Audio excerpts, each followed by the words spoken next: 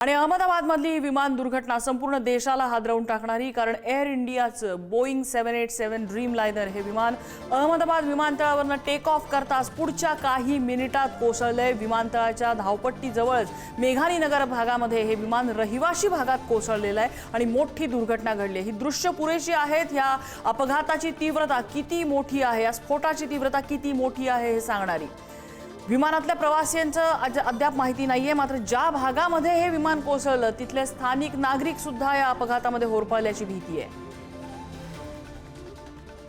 हा विमान अपघात नेमका कसा झाला, यासाठी कोण कारणीभूत आहे, कोणकोणती कारणं असू शकतात, हे सगळं काही अद्याप त्याबाबत कुठलीही अधिकृत माहिती समोर आलेली नाही। किती नागरिकांचा मृत्यू झालाय, किती जण जखमी झालेले आहेत, कुणाला वाचवण्यात यश आलंय का, याबाबतही अधिकृत माहिती आपल्यापर्यंत आलेली नाहीये। सध्या बचाव कार्य युद्ध पातळीवर सुरू आहे।